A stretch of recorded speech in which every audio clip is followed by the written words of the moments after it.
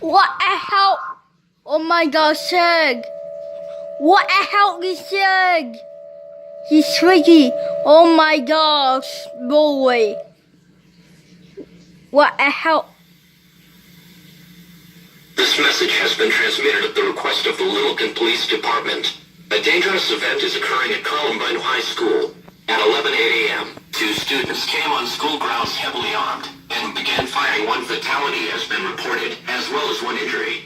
Reports state that no police are on the scene yet. As a 911 call came in from inside the school. The campus is undergoing lockdown, and no one, except for police and ambulances, are allowed to enter school grounds. This is in effect until further notice. What the hell? Oh my gosh. Oh. Habibi, turn it off na. You drop that. Okay, guys, so yeah.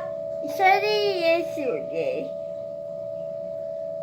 So it's okay. Okay, please.